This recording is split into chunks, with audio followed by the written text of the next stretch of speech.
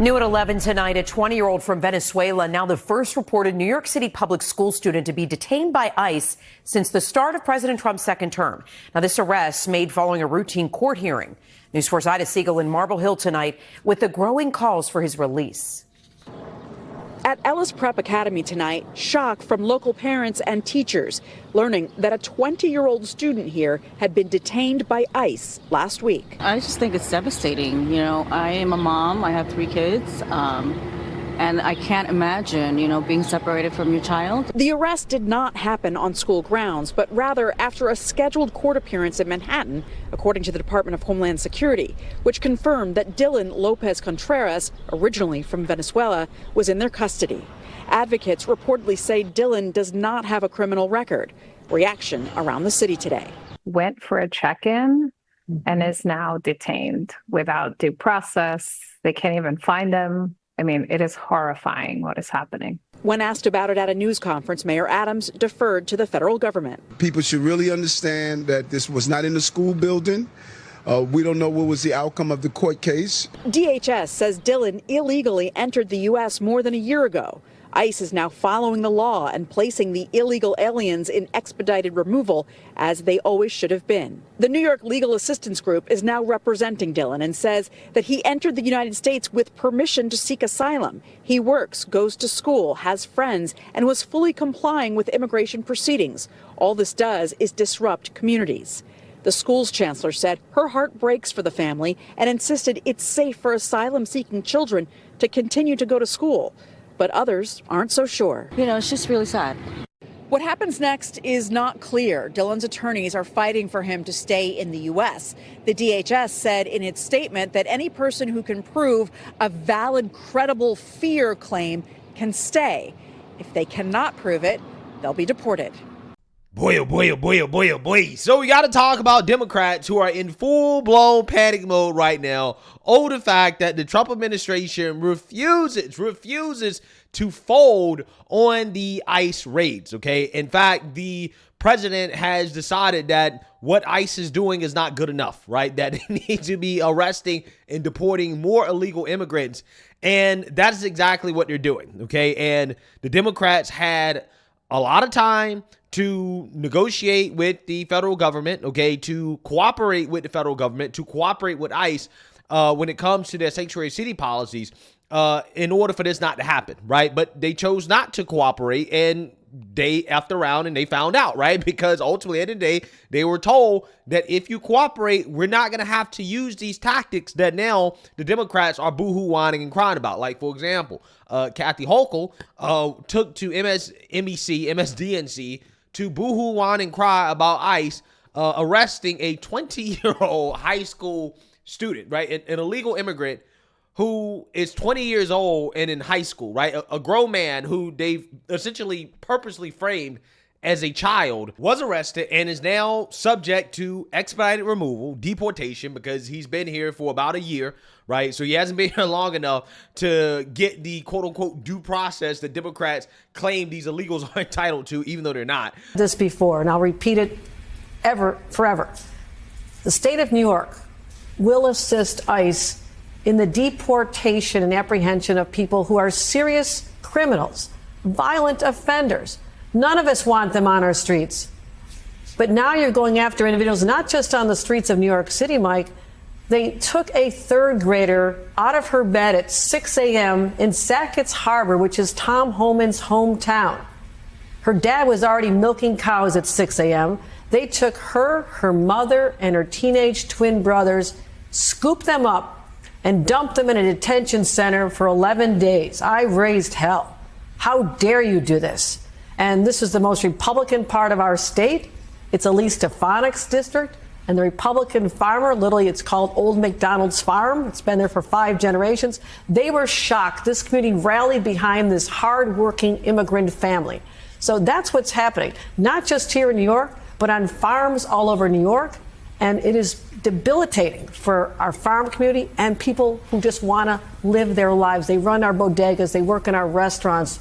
They provide health care, home health care aids to our seniors. The hospitals I was in yesterday, this is a place where so many of them work.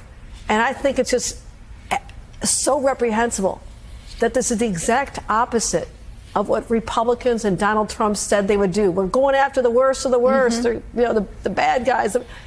And they are not doing that. They're going after students. They're going after high school students.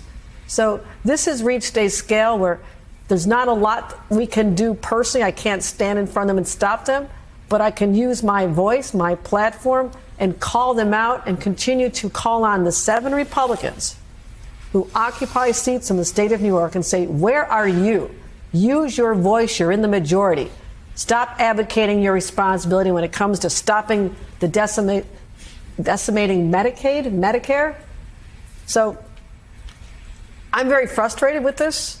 I'm fighting all the time. I'm on the front lines with Hakeem Jeffries, as we were yesterday. But this is a level of attack that was unforeseeable, but it has to be stopped. And we have to raise our voices louder and louder. Yeah, so you see that, you heard that, okay? Now, we have some more boohoo whining and crying to talk about from Democrats, this time involving some woke staffers at Jerry Nadler's office, okay? Jerry Nadler, a Democrat in Manhattan, his office was raided by ICE agents due to the fact that there were protests outside of an immigration courthouse, which happens to be the same facility as the congressman's office, which, again, is just kind of hilarious to me how, Democrats have set up shop at immigration courthouses, right? They have offices there. That's how much they love the illegals, okay? They got offices at the courthouses, right? But anyways, these agents decided to show up to conduct a security check due to the fact there were reports that some people in this office were harboring the protesters or the rioters outside of the immigration courthouse. And then you had one of these staffers try to block the federal officers from conducting the security check, and they briefly got detained, okay? And that has now led to Democrats lashing out about this, claiming that the Trump administration is trying to intimidate them. No, she did not. That is not what happened. That is not what happened. Fuck. Okay. What? Hold on a second. Give me your contact information right now. No, I'm going to give you time to speak to you. Hey. That's what I'm going to Speak to do. you after. We got you. No. I got you. You're okay. I don't have to. You're okay. You're okay. You're going to be okay. I'm a federal officer. We're here checking on something. We have the right to check. I'm Can I giving see a you. warrant? I'm not resisting. Stop resisting. You harboring rioters in the office. So there's not a problem. Let's walk inside. Let's walk through. For what? Let me see what's in here. Let's go. Come on. Hold it there. Yeah, so again, Democrats are finding out, right? They are finding out the hard way, and now they're upset, right? This is why they're running to the media in order to complain about what is happening to them. So without further ado, let's get into it.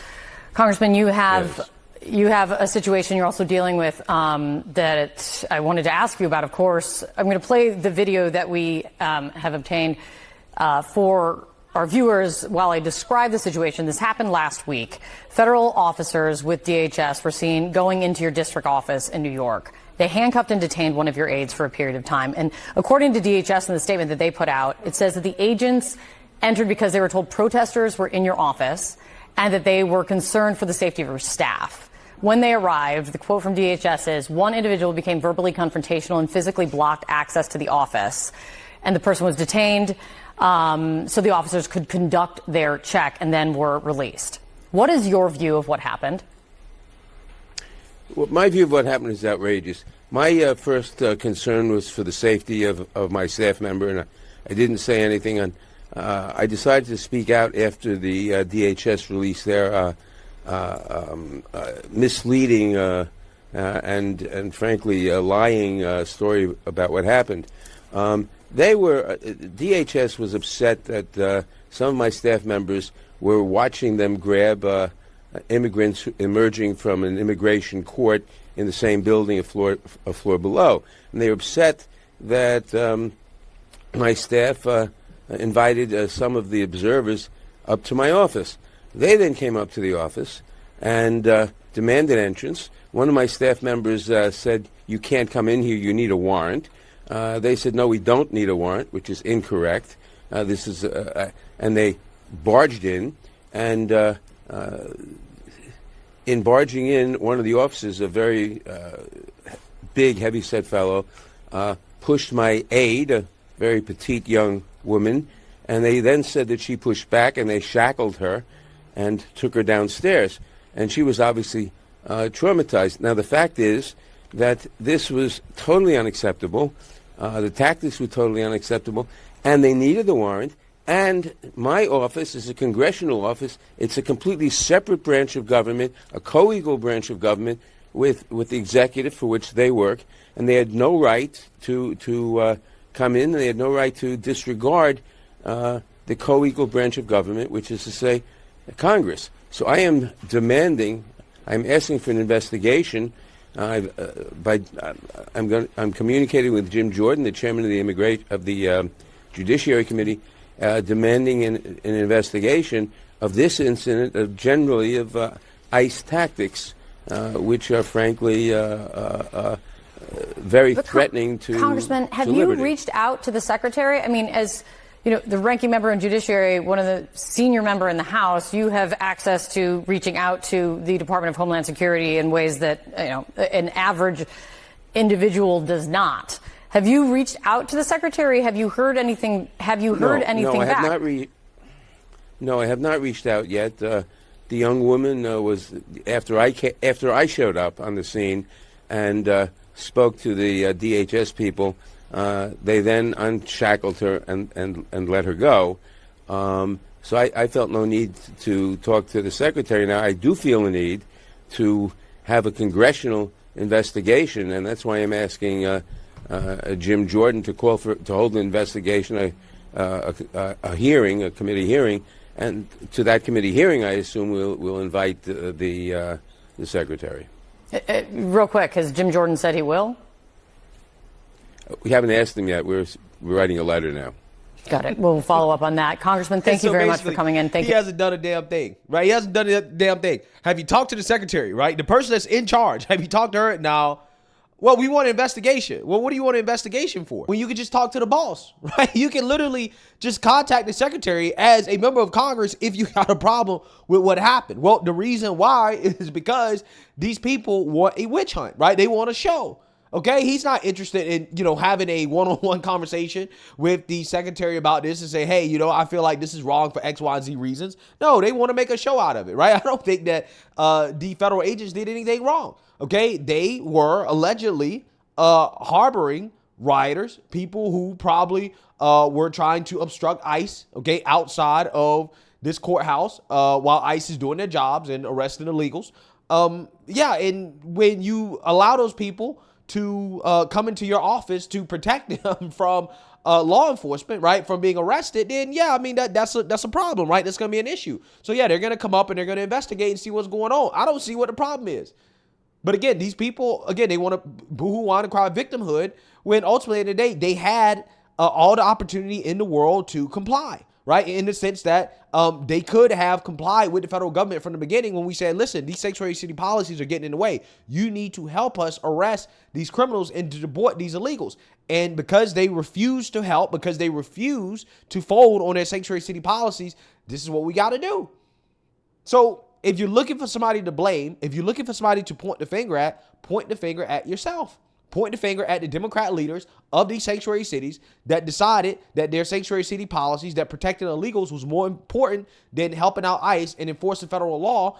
And therefore, again, they decide to obstruct ICE. Now ICE has to use these tactics, like, for example, showing up to courthouses, which, again, Tom Homan warned these people from the beginning. Hey, we don't want to have to do this. OK, if you cooperate with us, again, it's going to be easy. But Democrats chose to not cooperate, and now we got to do it the hard way. So I don't care about the tears, right? I really don't. The tears do not affect me at all. That's what these Democrats thought. They miscalculated. They thought that the tears were going to make people change their minds. No, it's not going to make me change my mind. In fact, the tears are going to make me cheer it on, right? I'm going to cheer for more. I want more. Okay, I want more tears. I want more crying, right?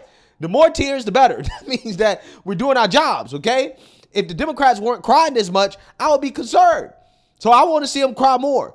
Because they had a chance. They had a chance to cooperate. They had a chance to prevent this stuff from happening. But this is what they wanted. This is what they asked for. So, hey, it is what it is. It is what it is. Now you have to deal with the consequences. You should have cooperated from the beginning, and we wouldn't have to do all this.